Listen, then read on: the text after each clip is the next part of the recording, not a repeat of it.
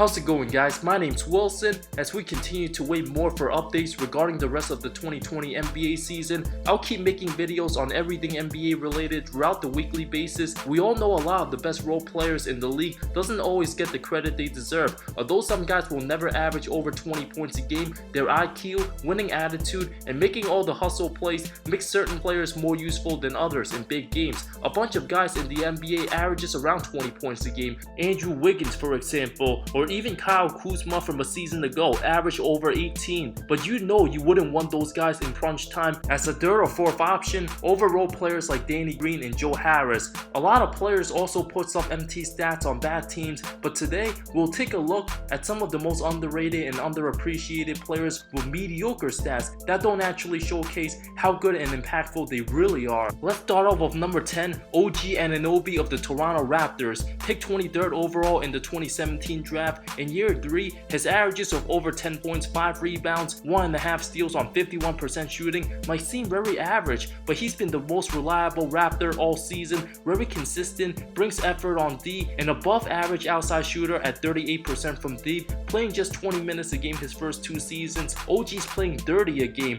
doesn't need to do much offensively since he's got guys like Siakam, Lowry, and Van Fleet. Still 22 years old, Toronto wouldn't have the second best record in the East without his efforts on the court. Under the radar with Pascal and Kyle getting most of the credit since they were awesome in the finals, and Anunoby didn't get a chance to play in the 2019 postseason, which is why casual NBA fans don't talk much about him. Capable of switching and guarding multiple positions, doesn't slack off, underratedly athletic, will dunk on guys we're not expecting to. OG had a monster 32.7 steal game against Denver in early March. Not bad for replacing superstar Kawhi Leonard, and no, he's nowhere near as good as Leonard, but very respectable and has a bright future ahead. Might get a big contract after 2021.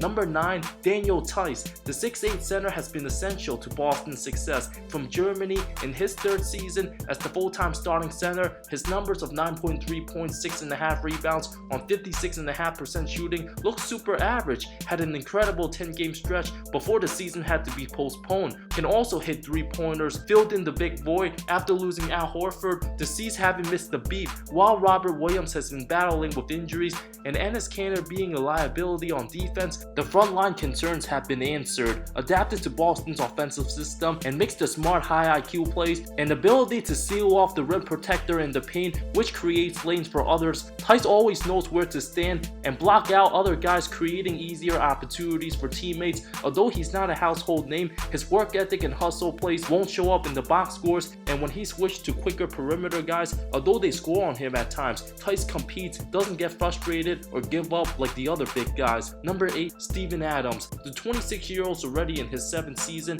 averages 11 points, 9.5 rebounds on 59% shooting, plays 27 minutes a game. Despite his big contract, making over 25 mil on the season, over 27 the next, Adams also brings a lot of excitement to his team. Super unselfish, even gave up his personal rebounding stats the last few seasons to benefit Russell Westbrook. He'll never put up 20 and 10. That's not the type of player he is. Not flashy, but a veteran leader, excellent in the locker room, has yet to have a losing season, and will have a big impact for at least another half a dozen years. Number 7, Marc Gasol. The 35-year-old has been banged up by injuries this season, but the ultimate team player, only averages 7.6 points, over 6 rebounds, 3.5 assists, 1 block in 36 games this season, and just 9 points, 6.5 rebounds with the Raptors last season. But Toronto likely wouldn't have beaten Philly in the semis without his defense, and doesn't get enough credit for the Raptors' success on Giannis in the conference finals, being on point with his help. As a smart vet, makes winning plays. Gasol can have games where he only scores 4 to 8 points in 30 minutes, but his activity to keep the offense afloat is most important. Very savvy with help defense and positioning, similar to KG and Tim Duncan, even though he's nowhere near the athlete those guys are. Perhaps a big reason why Mike Conley's been struggling with Utah, not having a pick and roll partner where Gobert's not as effective as Gasol, combined with the past experiences with Memphis,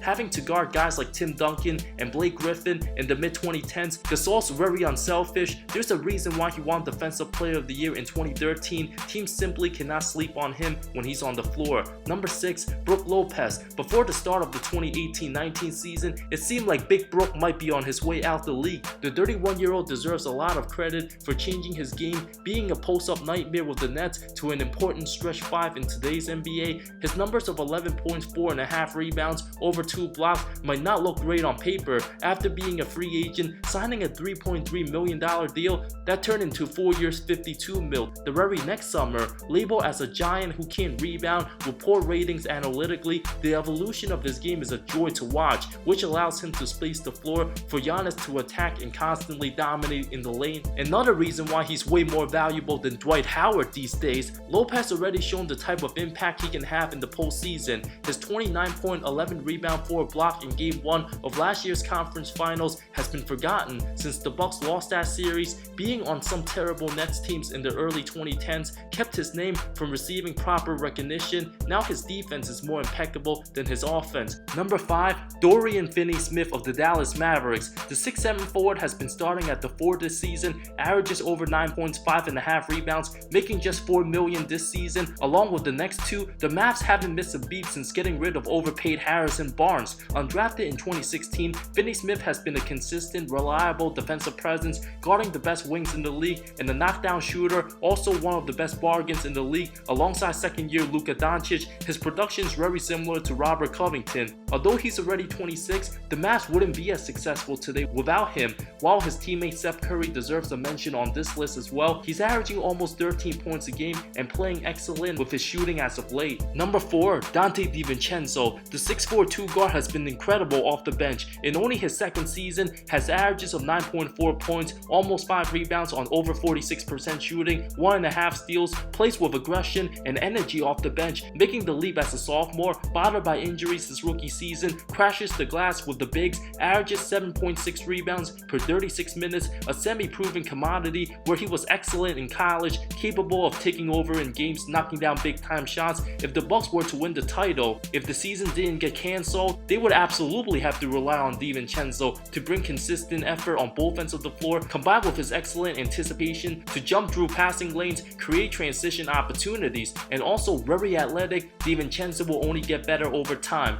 Number 3, PJ Tucker of the Houston Rockets. A bull on the court, Tucker simply does anything the team wants him to do, whether it's shoot threes, battle with the bigs down low, or attack. The soon-to-be 35-year-old's one of the best bargains in the NBA. Only averages 7.7 rebounds, shoots 37% from deep, averages over a steal as a full-time starter. Getting better with age, Tucker's the type of guy that's never afraid to mix it up in the paint. Signed with the Rockets at age 32, almost ran out of teams to sign with. Given his age, was considered a nobody before that, and always willing to defend the opposing team's best players. While Harden and Westbrook gets most of the credit for Houston's success, Tucker's the one who constantly takes the heavy pounding every night. From guarding Anthony Davis amongst other 7-footers, his activity and work ethic simply won't be matched at 250 pounds. His durability and affordability makes him one of the most valuable assets in the NBA today, with average stats that don't measure his greatness. Number 2, Marcus Smart. In my opinion,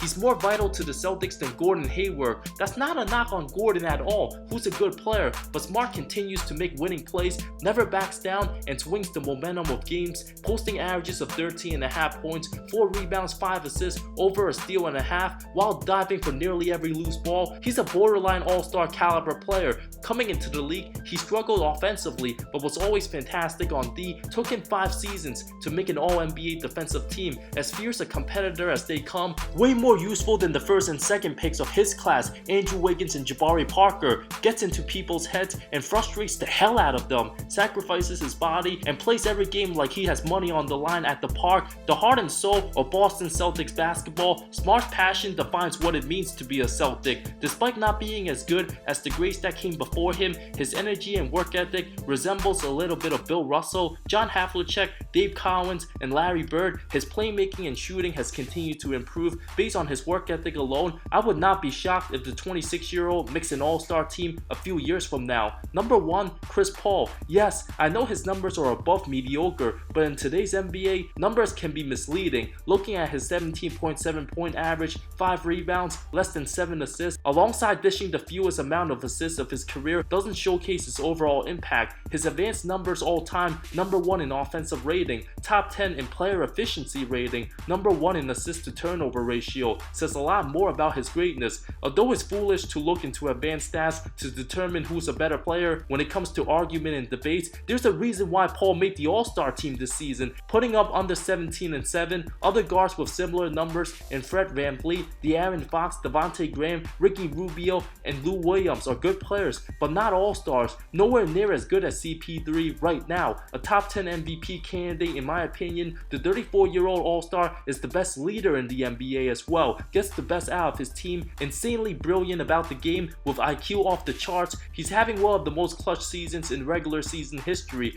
with OKC tied with Houston in the standings. Nobody saw that coming. Replace Paul with another star like a Trae Young, Zach LaVine, or Devin Booker in OKC, players with way more attractive numbers. I guarantee the team wouldn't be nearly as good. The point guard has continued to be as pesky as ever, still has it on defense, often closes out games with mid-range daggers, something the Rockets don't appreciate. Instilled a winning culture in Oklahoma City, viewed as a rebuilding team, already considered a successful season. Other guys like Marcus Morris and Kelly Oubre averages between 17 to 19 points a game, but also nowhere close to the player Chris Paul is. Based on the numbers, Paul's the 4th leading scorer on OKC this season, but clearly by far the best player on his team.